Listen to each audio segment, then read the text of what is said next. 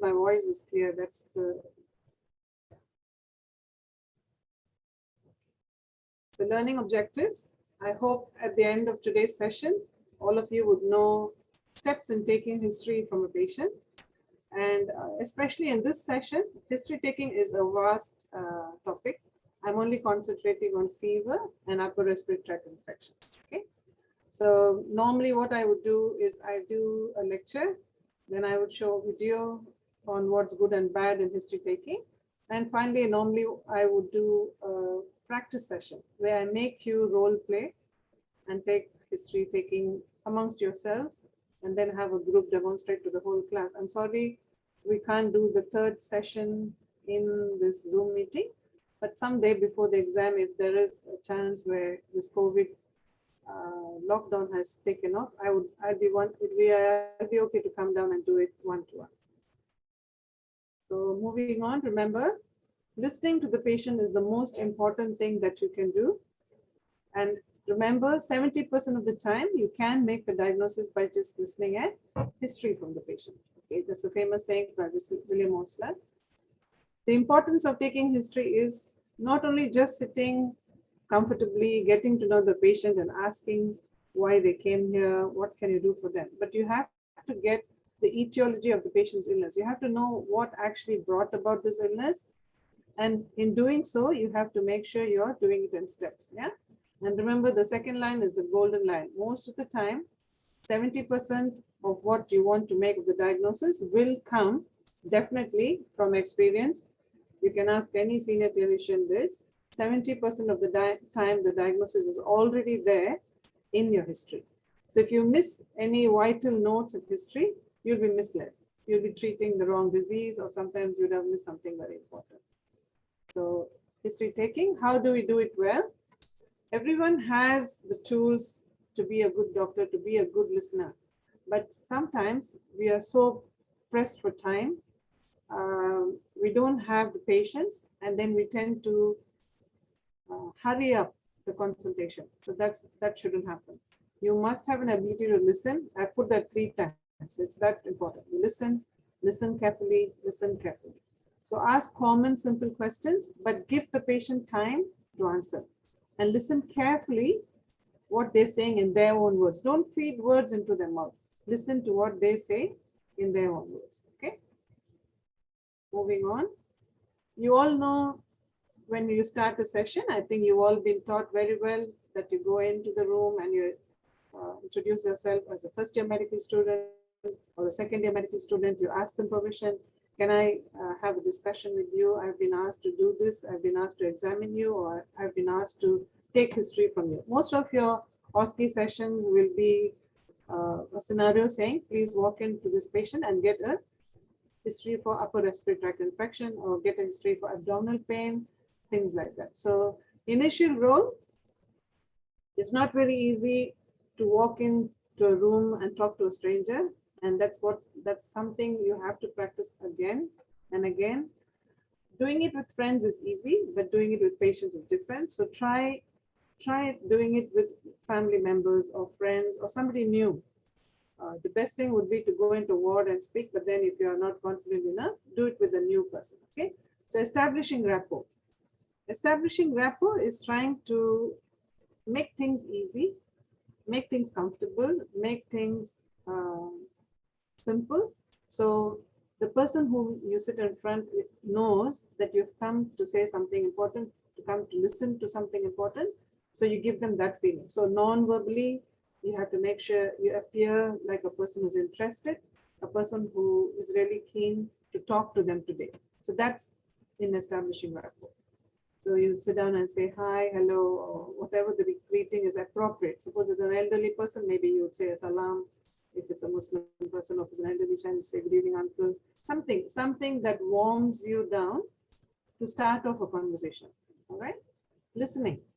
So once you start off a conversation, I again put the word listening there because there's lots of evidence to show at the 18th second of a conversation, doctors interrupt. Doctors interrupt and say, oh, okay, what happened next? So that shouldn't happen. That's a known fact. That rush doctors always do that. At the 18th second of the conversation, they interrupt. Soon after, so don't do that. Of course, demonstrate empathy. So if that person is in pain, you can ask them, do you think you can talk right now? Should I come later? Or if they're sleepy, you can say, do you think I can come after a while, after you've had a cup of coffee? So demonstrate empathy. If they're sick and they're lying in bed, are they able to sit up, or would they like to lie down as they're talking to you? Everything. All that is empathy. And facilitate. Don't dictate terms. So sometimes we want to finish a session quickly. We say, okay, we heard you have URTI. So how many days was the cold? How many days was the fever? How many days was the, these are all closed questions. You're not allowing the person to come out with the history of how the cold started, which started first, the headache, the runny nose, or the fever. So you have to facilitate in helping them come out with their story in their speed. So you have to listen, be patient, and facilitate. Clarify. Sometimes you can misunderstand what the patient has told you, or the patient can misunderstand your question. So if you find the answer is not towards what you actually asked, clarify. Repeat the question and ask them, did you understand what I actually meant by that question? This is what I mean. Or if they give an answer and you didn't understand, you clarify by saying, I'm sorry, I didn't understand what you said just now. Could you tell me again? Is this what you meant? Yeah, something like that. So these 1, 2, 3, 4, 5, 6 characters I want you to maintain throughout the consultation. It's not just at the beginning and at the end. No, it's throughout the consultation. Your rapport should be warm till the end. You should have those listening skills till the end. You demonstrate empathy till the end, not just till you hear the important story and then you walk off. No. Facilitation again till the end. Clarification again throughout the conversation. You need to clarify. Are you sure you said the fever came first? Things like that. Okay. Moving on. You all do this very well. I know when I come for first year OSCE exams, I'm always surprised at how the first years learn this very well. The greeting, the role and responsibility, the getting of consent, confirming the name and identity. It's very important. In real life, it's very important to confirm the name and identity of a patient, because sometimes patients can come in wrongly. They call in, they hear the name wrongly, or they come in. Sometimes patients have the same name, but they can have a different identity IC number, or they can have a different what's the surname. So make sure you get the full name and identity. Record, always record the name, sex and age, and ethnicity. Ethnicity is also very important because different ethnic groups have different ways of handling conversations, different ways of reacting to treatment, different ways of healing. Okay, date and time. So documentation is very important. This is all part of documenting skills. Okay, introduction and documentation. If you are writing down, right? But in an OSCE exam, I think the first few things are important: greeting, explaining your role and responsibility, asking for the consent, confirming, are you sure this is Mr. So-and-so? Did I get your name right? How old are you? And what ethnicity? If you can't make out if it's a Chinese or Malay or Indian, you don't have to ask them, you just note it down. Okay, now we come to the main crux of history taking. Remember, the skeleton of history taking is similar for all systems, whether it's a respiratory system, whether it's abdominal system, or whether it's a central nervous system, or even if it is the cardiovascular system. Everything has a certain question map, right? We go through it in a fluent and sequence manner. There should be a sequence to questioning. Remember, when you're talking to a patient, now I suppose I'm teaching you, and I teach you the end first and then go back to the beginning, then come to the middle. It'll be so confusing. The same thing happens in gathering information in a history taking session. You have to go bit by bit. You have to have open questions all the time, and you have to have a mental plan as to what you're going to do next. Yeah.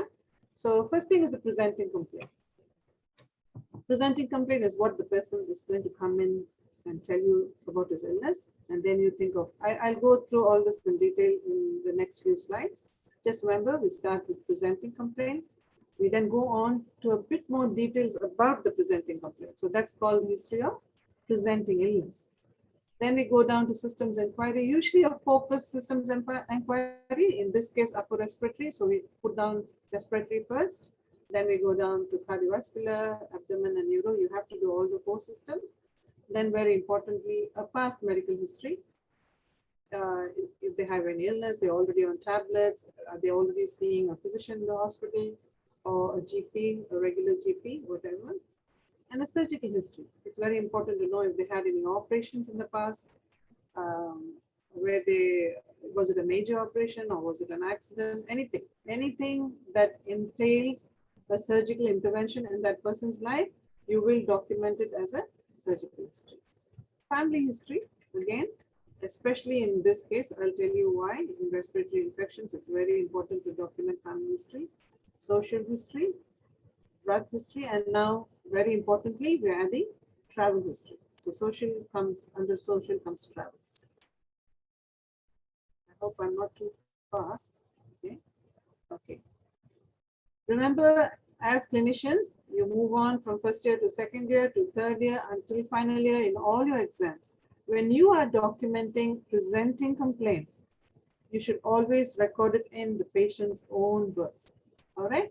You can't say this patient came to me with dysphagia, or you can't say this patient came to me with hematemesis. You don't use a medical term to actually describe what the patient is suffering. The patient would have said, I have difficulty in swallowing, but you have to write down exactly the words in the patient's own description. You do not change the patient's words at all in presenting complaint. Remember this line always, okay?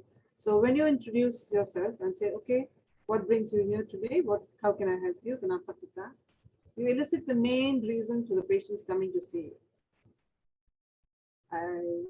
I have had, you will face patients who walk in and they will have a list of complaints, all right? They will have like 5 to 10 complaints. Ada sakit kepala jua, doctor. Ada muntah jua. Ada sakit parut jua. Then you have to tell them, please tell me what's affecting you most. What is troubling you most? Let's go down that list. Prioritize. Ask them to prioritize what is the most important reason. Okay. So elicit the main reasons why they came. If they have too many, you have to be discreet and polite and tell them, can we deal with the 3 most important ones today? The rest of them we'll deal another day. So ask them what is important. Let patient describe them in their own words. Do not prompt. This is where listening is in capital letters. You don't prompt at all. Then you document it in your own words. So that is the presenting complaint. The very first conversation the person starts off when he meets you or she meets you. Then this is where your medical training comes in. History of presenting complaint. So once a person gives you the presenting complaint, say in this case, we're talking about upper respiratory infection, right? So let's say the person said, I have cough and running nose, right? So let's take cough. So you ask them onset, duration, and timing. When did the cough start? How long have you had this cough? And when is it bad? Is it very bad in the morning or is it very bad in the evening? When do you get your cough? Remember, every single line I'm telling you has a connection to a clinical disorder. Okay, let me see if you guys are awake after lunch. What cough comes on more in the evening? Any answers? I can't see the chat screen, so I'll have to hear you. You'll have to switch on your mic. What cough do you think comes on every day, mostly in the evening?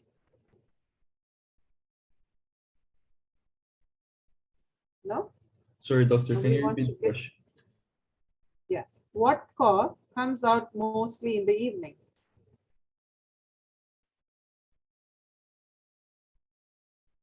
You can't hear me?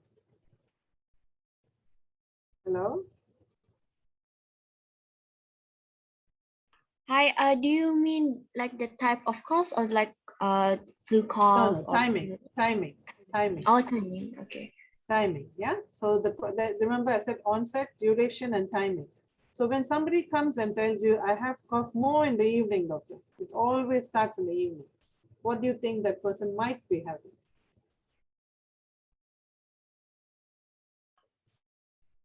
Asthma? Yep, very good. You're already a doctor. Good girl.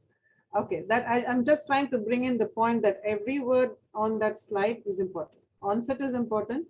Remember, a short duration cough, 1 week, 2 weeks, we don't worry that much. We know it's climatic. We know it's because of a virus, mild virus, or the climate, or the rain, or maybe something they drank. So duration is important. If they say they had a cough for more than 6 weeks or more than 4 weeks, then we perk up. We can't ignore this person. We have to find out why this person has such a long duration of cough. Yeah. Remember, all chronic diseases like TB, cancers, uh, even cardiac problems, they will start off with cough because of fluid collection in the lungs, because of cardiac failure, whatever. The earliest signs are cough. If somebody tells you the cough has been troubling them for more than 2 weeks, you cannot ignore them. You can't just give them a cough syrup and say, okay, go home, come back to me later. Yeah, you need to investigate. So that's why I put those words there. So you have to ask them when, was it sudden, was it gradual? Is it more at night, more in the morning? Things like that, yeah? Of course, character of cough. Cough can be continuous, it can be intermittent. Sometimes it can be only after a trigger, like a dry throat, and then it starts off, yeah? But this is more, these four words are more towards temperature. Is the temperature continuous? So if the person has fever, if fever was one of the complaints, you ask them, is it continuous fever? Is it intermittent fever? You get it sometimes in the morning, sometimes evening. Remittent fever is the classic fever of malaria. Because fever will go right up to 40, come down to 37.5, and then shoot up to 40, but it will happen every 4 hours. So that's why it's called a remittent fever. There's a regular, repetitive pattern of fever going up and down. That's a remittent fever or swinging fever. So remember, I told you from history, you can make a diagnosis. So if you know even the type of fever, if the person describes very clearly, it's very surprising, doctor, 4 hours I'm fine, and then it shoots up. And then it goes down again, it shoots up. And I've been having this for the past few days. Then you know that something more serious than a simple upper respiratory infection fever. Okay. So remember, all those words have characteristics for some underlying serious disorder. Okay. Remember to get things in sequence. I told you in the first slide, get all history, but record it from the starting as the patient says. Ask them what appeared first, what was the onset of each of those complaints, and then document it symptom by symptom, allowing the sequence to happen, like a story. You should have a story coming out of the account.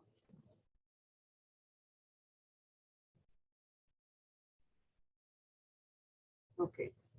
Again, avoid medical jargon in your notes because those are not something the patients told you. So you can't use words that the patient didn't mention. So remember to document all the presenting complaint, the history only in patient's words, as simple as possible. Describe each symptom in chronological order. You might ask me, why, doctor? Why don't I write headache first and fever later? Why does it have to be in a chronological order? Because that gives you a pattern of how the disease is evolving.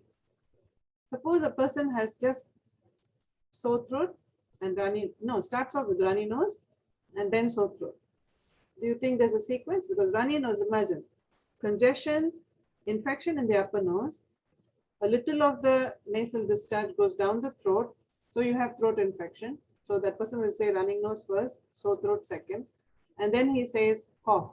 Because as the discharge from the nose trickles down the back of your throat, it starts affecting the epiglottis and larynx area, they'll have cough. So always there'll be a sequence. They will always tell you, I had running nose first, blocked nose first.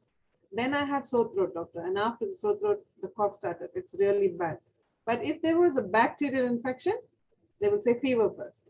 If it was viral, there won't be any fever. They'll only have symptoms. Like, see, you're seeing COVID patients now, right?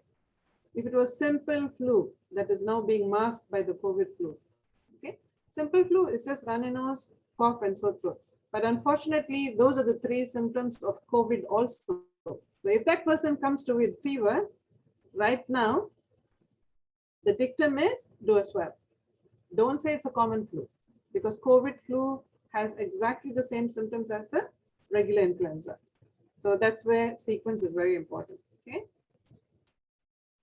Going down again, the presenting complaint like this. Just imagine a 25-year-old patient sitting in front of you. She has three complaints. Okay, she has fever, she has cough, and she has cold. This will be something like your OSCE exam case. Maybe they change the age, maybe they change the patient's sex. Yeah. So remember again, we are having this in mind. So we're going to ask them what came first. Did you get the fever first, the cough first, or the cold? If they have that sequence right, okay, how many days of each? You'll be surprised. They will say, no, doctor, the cough and cold first. The fever came only yesterday. The cough came 2 days back, but the cold I've been having for more than a week. So then the next question you would ask is, did you take any treatment? If this has been troubling you for more than a week, you're saying more than 10 days. Did you see any other doctor? Did you take any other treatment? So this is where you can explore. There'll be two types of patients, some with the mildest complaints, they want to come and get treatment. They like to be, they'd like to take medications, yeah. But some of them, they would have tried all home remedies. They'll do steaming, maybe take a Panadol, lemon sips, hot lemon tea, and then they'll come. So those are the ones who are very nice patients. They will not ask you for antibiotics. The first group who wants immediate cure, immediate vanishing of symptoms, they'll insist on antibiotics. So you have to mentally make a picture of this person. Okay, this person will be very difficult to not give an antibiotic. So you have to take them gently down the road saying all your symptoms are viral. Okay, let me teach you that in the later slides. Okay, coming first, history is taking in fever. Fever is a very, very important symptom. So you always have to ask for associated factors. Are there any other symptoms along with the fever? And remember, each one of those words there are important. If fever comes with headache, well, it can be any infection in the upper respiratory area, a sinusitis, it can be a toothache, it can be tonsillitis. Okay, fever with pain in the head can lead to bacterial infection. If they have giddiness, usually you have to worry about middle ear infection. Because remember, the equilibrium apparatus, the middle ear, cochlea is in the middle ear, right? So if giddiness comes with fever, definitely the middle ear is involved. Nausea, again, the same thing. The middle ear is involved. Postnasal discharge, PND is for postnasal discharge. That happens with sinusitis. So they have thick dribbling mucus at the back of the throat. So when you ask them to open the throat with the tongue out and say ah, you can see two trickles of long lines of sputum at the back. That is how postnatal nasal discharge looks like when you examine. So PND, you have to ask if you have that. Other infective symptoms, again, like I said, cough, pain in the nose area, pain in the cheek area. Okay. All right. When you're asking about fever, please ask about other systems quickly, whether they have any skin infections anywhere, any problems in the teeth, in the throat, any stomach pain, any diarrhea, pain in passing urine, because UTI is a common cause of fever, gastroenteritis is a common cause of fever, cardiac causes of fever are severe, that can be myocarditis and things like that. Yeah, so try to check out if there are any symptoms hinting towards another involvement of another system. That's what you need to quickly rule out here. And also ask them questions about what makes it worse and what makes it better. Because if they find something relieving, they will tell you, no doctor, the moment I take some warm water, the sore throat is better. Or they can tell you the moment I lie down, the cough gets worse. So you always have to ask them about what makes it better, what makes it worse. Right? Severity of anything, whether it's fever, cough, or cold, will always depend on worsening of symptoms. They'll give you a sequence in the history itself. Mula, the fever was only mild fever, doctor. I could still go to work. I just used to feel a bit warm. Then it's coming now with throbbing headaches. Now I can't work, doctor. I'm very weak. So when it is affecting a person's activity of daily life, ADL is activity of daily life. When it's disturbing the person's activity of daily life, living, so sleep, work, movement, moving around the house, going to work, coming back, looking after regular work at home, then you know it is severe. So grading severity will always have an implication on the effect on the person's activities for daily living. Okay, you'll have to describe it like that. The headache is so severe, the person is not able to get up and go to work. Okay, or the fever is so bad, the chills are so bad, he's not able to get up and go to work. Okay, he's not able to even get up and get his coffee or something. Then you know this is very severe.